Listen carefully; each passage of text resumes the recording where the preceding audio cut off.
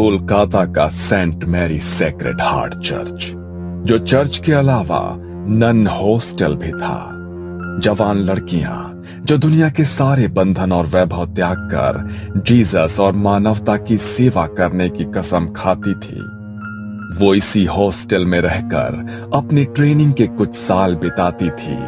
और जब उन्हें नन होने के सभी कर्तव्य सिखा दिए जाते तो उन्हें सेक्रेड हार्ट सोसाइटी से जुड़े किसी चर्च में भेज दिया जाता। ये मार्च का अंतिम शनिवार था। चर्च में इवनिंग प्रेयर हो रही थी। तभी मदर सुपीरियर एग्नेस, जो इस नन ट्रेनिंग सेंटर की हेड थी, उन्होंने एक 22 साल की लड़की से बाकी लड़कियों का परिचय कराया।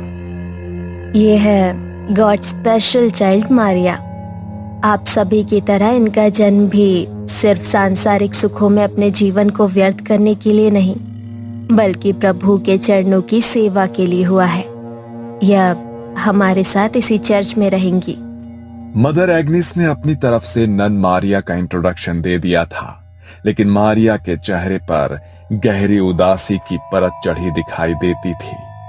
उसने न किसी से नजर मिलाई, न किसी को देखकर कोई भाव उसके चेहरे पर आया। बस जैसे ही मदर एग्नेस ने अपनी बात खत्म की, वो चुपचाप अपने कमरे की ओर निकल गई।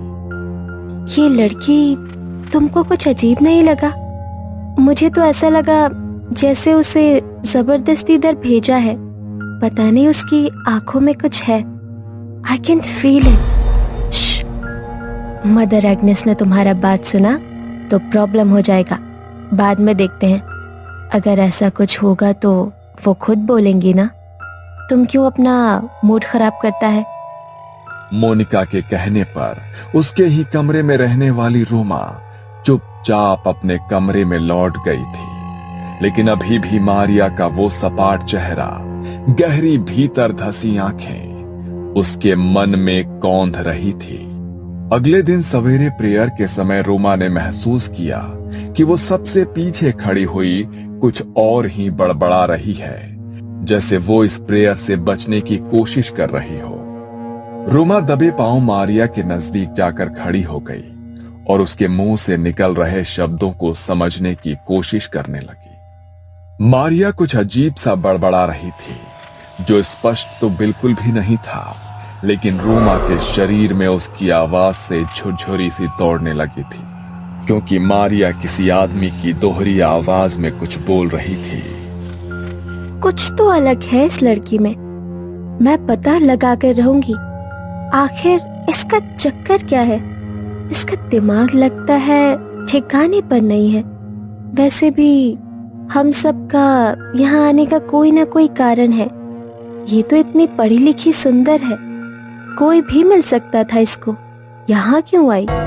रोमा के मन में कई सवाल थे, जिनके उत्तर जानने के लिए वो काफी परेशान थी। शाम को प्रेयर के बाद सभी अपने कमरे में सोने की तैयारी कर रहे थे, लेकिन रोमा ने आज कुछ अलग सोचा हुआ था। सबके सोने के बाद वो दबे पांव मारिया के कमरे की खिड़की पर पहुंची और अंदर झांक कर देखने लगी। लेकिन वहां का नजारा देखकर रोमा के रोंगटे खड़े हो गए थे। मारिया अंदर चेयर पर बैठी हुई थी, लेकिन वो चेयर पर ऐसे बैठी थी जैसे किसी ने उसके पूरे शरीर को मोड़ तरोड़ कर जबरदस्ती वहां बैठाया हो।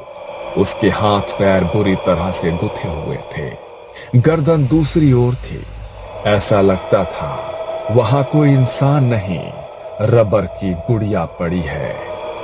अचानक ही मारिया ने अपनी गर्दन रोमा की ओर घुमाई और इस बार मारिया का चेहरा देखकर रोमा की चीख निकल गई। मारिया की आंखों के चारों ओर गहरे स्याह गड्ढे दिखाई पड़ रहे थे। बाल बुरी तरह से उसके चेहरे पर बिखरे थे और दांत इतने काले थे जैसे किसी ने जलता हुआ कोयला उसके मुंह में रख दिया हो।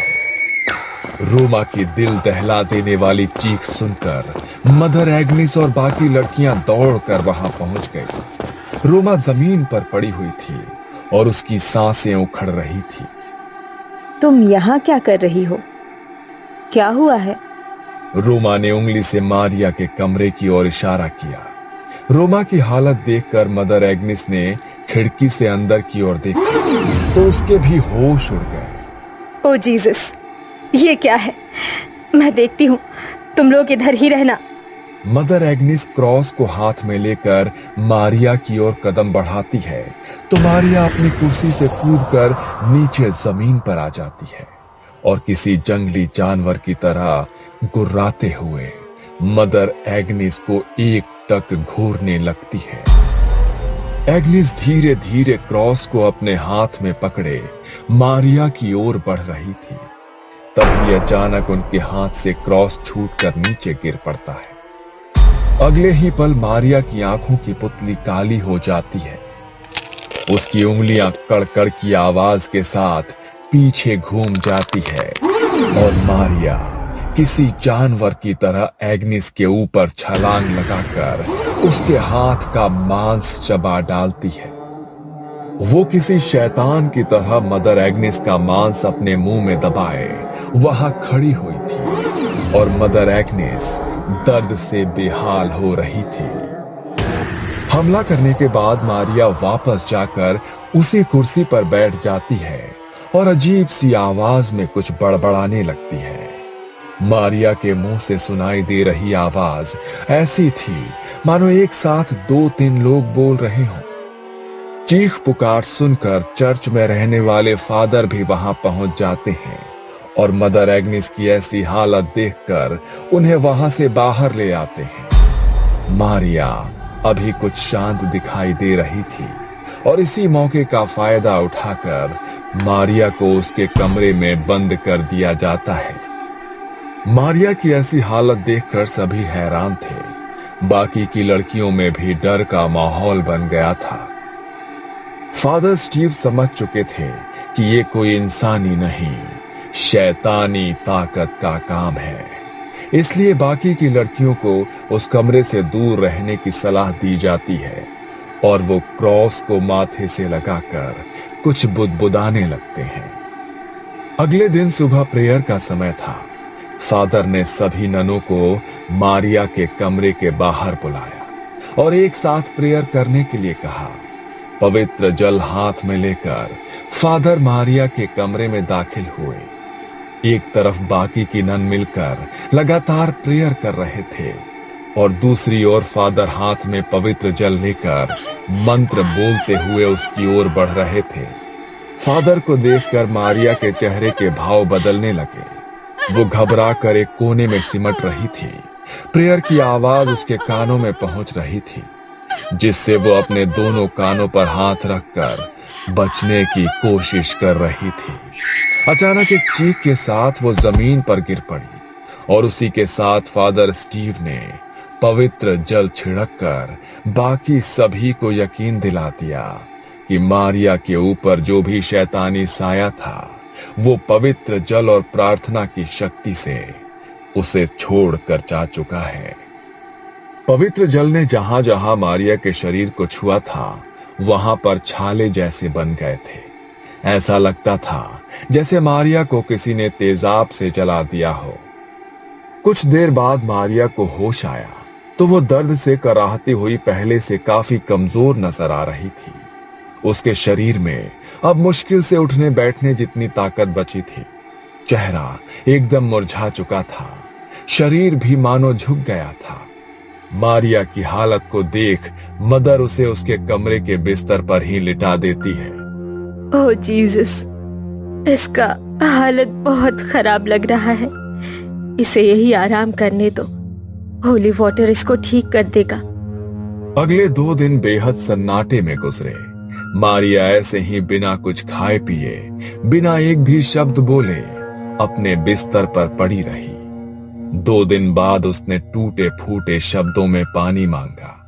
मदर के कहने पर मारिया को पानी पिलाया गया। मारिया अब थोड़ी सामान्य सी नजर आ रही थी।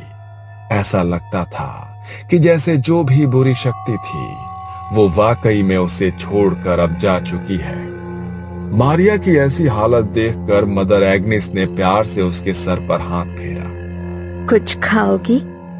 मारिया ने हाँ में गर्दन हिलाई और फिर कई दिनों के बाद मारिया ने भर पेट खाना खाया। वो खाती ही जा रही थी जैसे न जाने कितने सालों से भूखी हो। जैसे जैसे समय बीत रहा था, मारिया के खाने की गति और तरीका बदलते जा रहा था। मारिया का पूरा मुंह खाने से सन गया था। खाना खाने के बाद मारिया कुछ अलग सी नजर आने लगी थी। एक बार फिर उसकी आंखें बदलने लगी और वो कुछ अजीब सी भाषा में बड़बड़ाने लगी। ये बार बार अलग भाषाओं में बोल रही है, लेकिन इसने इतनी सारी भाषाएं सीखी कब? आप तो कह रही थी ये अनाथ आश्रम में रहकर पढ़ी है। क्या वहाँ पर ये सब भी सिखाते हैं? और आपने उसे खाना खाते हुए देखा? ऐसा लग रहा था जैसे कोई इंसान नहीं, जानवर खा रहा हो। मुझे नहीं लगता ये अपने होश में है। इस समय जो कुछ भी कर रही है ये उसके अपने बस में नहीं है। इससे पहले कि कोई कुछ कर पाता, मारिया एक बार फिर से नॉर्मल हो गई थी। ऐसा लगता था अभी कुछ देर पहले जो भी हुआ उसे उसकी जानकारी ही नहीं है। मारिया का स्वभाव गुजरते समय के साथ अजीब और अजीब होता जा रहा था। मदर एग्नेस और फादर स्टीव समझ गए थे कि मारिया को संभाल पाना उनके बस का नहीं है। मारिया को शुक्रवार तक यहाँ पर ही रखना होगा, उसके बाद फादर एडमंड ही कुछ कर सकते हैं। 3 दिन बाद शुक्रवार को फादर एडमंड वहां आए और देर रात सबके सोने के बाद एक्सोर्सिज्म यानी कि मुक्ति की प्रक्रिया शुरू की। मारिया को एक कुर्सी पर बांध दिया गया। उसके चारों ओर क्रॉस और जलती मोमबत्तियां रखकर पवित्र जल का छिड़काव कर दिया गया और उसी के साथ फादर ने मंत्र पढ़ने शुरू कर दिए। मारिया की आंखों की पुतली एक बार फिर से काली नजर आ रही थी। उसके चेहरे पर शैतानी मुस्कान दिखाई दे रही थी। मारिया एक साथ कई भाषाओं में जाने क्या बोल रही थी। कभी उसके मुंह से नन्हे बच्चे की आवाज सुनाई देती, तो कभी किसी आदमी की कड़कती आवाज कानों में पड़ती। जैसे जैसे फादर मंत्र पढ़ते जा रहे थे, मारिया अब गुस्से में दिखाई देने लगी थी। अचानक ही मारिया जोर से चिल्लाती है और उसी के साथ उसके आसपास लगी सभी मोमबत्तियां एक साथ बुझ जाती है। और तभी फादर देखते हैं कि जमीन पर रखे क्रॉस और मारिया के बीच की जमीन फटने लगी है। मारिया बुरी तरह से चीख रही थी। उसकी चीख की तेज आवाज किसी के भी बर्दाश्त से बाहर होती जा रही थी। अचानक ही मारिया का शरीर बुरी तरह से अकड़ने लगता है और उसी के साथ मदर एग्नेस की आंखों का रंग भी गहरा काला पड़ जाता है। मुझे छोड़ दो, मैं बताती हूँ, सब बताती हूँ। ये सब 1 साल पहले शुरू हुआ था। मारिया एक नन कभी बनना ही नहीं चाहती थी। वो तो शादी करके अपना हैप्पी लाइफ स्टार्ट करना चाहती थी। ये हर संडे को सिटी चर्च में आकर प्रेयर में अपनी आवाज में गाने गाकर सुनाती थी। मारिया जैसी सुंदर और खुश मिजाज लड़की को देखकर उस चर्च के यंग फादर नील का दिल उस पर मचलने लगा। नील ये भूल गया था कि उसने चर्च के लिए अपना जीवन समर्पित करने की कसम ली है। धीरे धीरे दोनों के बीच बातें शुरू हुई और जवानी के आवेग में ये दोनों रिश्ते में आ गए। मारिया और नील दोनों के लिए इस रिश्ते को सबके सामने लाना असंभव था, क्योंकि एक फादर उम्र भर कुंवारे रहने की कसम खाता है। अगर ये बात सोसाइटी में किसी को भी पता चलती तो बहुत बड़ा तमाशा होता। चर्च की रेपुटेशन खराब होती सो अलग। इसीलिए वो अब अपनी गलती सुधारना चाहता था। उसी दिन मारिया जब चर्च में प्रेयर के लिए आई तो उसने बताया कि वो 4 महीने की प्रेग्नेंट है। फादर नील के पैरों के नीचे से जमीन निकल गई थी। वो कुछ भी समझने की हालत में नहीं था। वो उस बच्चे को एक्सेप्ट नहीं कर सकता था और मारिया जिद पर अड़ी हुई थी कि वो अपने बच्चे को दुनिया में लाकर ही रहेगी। जब बातों से मारिया नहीं मानी तो नील ने मुझे सारी बातें बताई और मदद मांगी।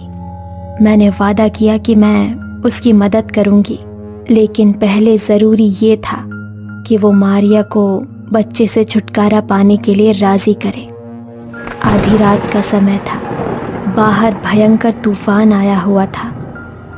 मारिया को प्रसव पीड़ा शुरू हो चुकी थी और ऐसी हालत में सिटी चर्च में सिर्फ 3 लोग मौजूद थे, फादर नील, मारिया और नर्स जूली। मैंने नर्स जूली को सिटी चर्च में पहुंचने के लिए कहा था। जूली आ गई है ना? तुम चिंता मत करो, वो सब संभाल लेगी। यस, जूली तो आ गई है, लेकिन मारिया की हालत बहुत खराब है। मुझे कुछ समझ नहीं आ रहा, अगर उसे कुछ हो गया तो। मारिया की डिलीवरी समय से पहले कराने के लिए हमने धोखे से दवाइयाँ दी है। ऐसी कंडीशन में मरीज की हालत बिगड़ती ही है। इस समय तुम अपनी रेपुटेशन की चिंता करो, मारिया की नहीं। और अगर मर जाएगी ना तो अच्छा ही है, तुम्हारे लिए रास्ते का रोड़ा अपने आप साफ हो जाएगा। रात के तकरीबन 2 बजे बच्चे का जन्म हुआ। तब तक मैं भी सिटी होली चर्च पहुंच गई थी। मारिया की हालत खराब थी। आपका बच्चा पैदा होते ही चल बसा। I am sorry. नर्स के इतना कहते ही मारिया चीख चीख कर रोने लगी। मैंने नर्स को इशारा किया और वो बच्चे को लेकर चर्च के पीछे बने कब्रिस्तान में आ गई। नील मारिया को संभालने की कोशिश कर रहा था और उसी क्षण हम दोनों ने मारिया के जीवित बच्चे को गड्ढा खोदकर दफना दिया। हमें लगा था कि ये सब भी उस बच्चे के साथ हमेशा के लिए दफन हो गया, लेकिन कहते हैं ना, सच्चाई चाहकर भी छिपती नहीं है। मारिया को बदहवासी से रोते देख नील अपने आपे से बाहर हो गया। अरे क्या रोना धोना लगा कर रखा है तुमने? अगर जिंदा भी रहता तो क्या मिल जाता तुम्हें? अब तुम भी सुकून से जियो और मुझे भी जीने दो। कभी सोचा भी है कि अगर मैंने ये फैसला ना लिया होता तो जिंदगी बर्बाद हो गई होती हम दोनों की। तुमने क्या किया मेरे बच्चे के साथ? सच सच बताओ, कहीं ऐसा तो नहीं उस नर्स ने झूठ बोला मुझसे? हाँ, झूठ बोला हमने तुमसे। अब बेहतर होगा कि तुम अपने मुंह पर ताला लगा लो।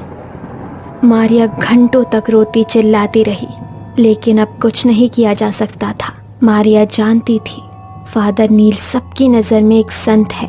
वो चीख चीख कर भी अपनी सच्चाई बताएगी तो भी कोई भरोसा नहीं करेगा। और वैसे भी अब इस सच को साबित करने के लिए उसके पास कोई सबूत भी नहीं था। मारिया अब खामोश सी हो गई थी। दिन भर किसी से बात करने वाली मारिया अक्सर रात में कब्रिस्तान में जाकर चीख चीख कर रोया करती थी। फिर उसने कब्रिस्तान जाना छोड़ दिया। एक रोज मेरे पास फोन करके मारिया ने कहा कि वो नन बनना चाहती है। शुरू में मैंने उसे समझाने की कोशिश की, लेकिन वो मानो अपनी जिद पर अड़ गई थी। नील के धोखे ने उसे बुरी तरह से तोड़ दिया था और अब वो इस संसार में किसी के साथ भी नाता रिश्ता नहीं रखना चाहती थी। और फिर मैं उसे अपने साथ यहाँ ले आई। कॉल नील, वरना ये मारिया जाएगी। फादर कुछ मंत्र पढ़ते हैं और मारिया के ऊपर हॉली वाटर की कुछ बूंदें छिड़क देते हैं। मारिया खुद को अपने बच्चे की मौत का जिम्मेदार समझ रही थी। उस गिल्ट ने उसको भीतर से बिल्कुल खोखला कर दिया था। आधी रात को कब्रिस्तान में जाकर मरे हुए बच्चे को पुकारने के कारण शैतानी रूहों ने उसके शरीर पर कब्जा कर लिया है। इन रूहों में मारिया के नन्हे बच्चे की आत्मा भी शामिल है, जो अब अपना बदला लेना चाहता है। फादर ने एक्सॉर्सिज्म की प्रक्रिया को और भी तेजी से शुरू कर दिया। वो लगातार हॉली वाटर छिड़क कर मंत्र पढ़ रहे थे। बंद करो, बंद करो। चीखते हुए मारिया ने खुद का हाथ उल्टी दिशा में घुमा दिया। मारिया के हाथ की हड्डी टूट गई थी और उसी के साथ मारिया की दिल दहला देने वाली चीख सुनकर सभी का दिल दहल उठता है। कॉल नील। फादर नील को बुलाने का इशारा करते हैं और कुछ ही देर में फादर नील वहां पहुंच जाते हैं। नील को वहां पर देखकर मारिया डरावनी तरीके से जोर जोर से हंसने लगती है। नील घबराकर मदर एग्निस के पास आकर खड़ा हो जाता है। मुझे माफ कर दो मारिया, तुम बिल्कुल मत घबराना। फादर इस शैतानी रूह को तुम्हारे शरीर से जरूर दूर कर देंगे। फादर लगातार हॉली वाटर छिड़क कर मारिया का एग्जॉर्सिज्म पूरा करने की कोशिश कर रहे थे अचानक ही मारिया अपनी गर्दन ऊपर की ओर उठाती है और उसी के साथ मदर एग्नेस और फादर नील का शरीर हवा में ऊपर उठने लगता है। बुझी हुई मोमबत्तियां एकाएक जल उठती है और उसमें से 2 मोमबत्ती जाकर मदर एग्नेस और नील के कपड़ों को आग लगा देती है। मारिया एक बार फिर से लड़खड़ाती जुबान में बड़बड़ाती है, एक पाप, एक ही सजा। नील और मदर एग्नेस जमीन से इतनी ऊंचाई पर थे कि कोई चाहकर भी उनके शरीर से उठ रही आग की लपटों को बुझा नहीं सकता था। फादर के हाथों में पकड़ा हुआ हॉली वाटर उनके हाथ से छूटकर नीचे गिर पड़ता है और उसी के साथ मारिया की गर्दन एक ओर लटक जाती है। झुलसने के कारण मदर एग्नेस और फादर नील की मौत हो गई थी और मारिया, उसकी टूटी सांसें अभी भी बाकी थी। मारिया को तुरंत अस्पताल ले जाया गया और वहां पर कुछ दिन बिताने के बाद वो स्वस्थ हो जाती है। यूं तो फादर एडमंड ने आज तक बहुत से एग्जॉर्सिज्म किए थे, लेकिन उनके चर्च में किया हुआ यह पहला एग्जॉर्सिज्म था जो किसी नन के ऊपर हुआ था और जिसमें 2 जान भी चली गई थी। सिटी हॉली चर्च और सेक्रेड हार्ट चर्च को इस घटना के बाद बंद कर दिया गया, लेकिन मारिया और फादर एडमंड के लिए ये एक बुरा सपना बन गया जो आज भी उन्हें रातों को सोने नहीं देता।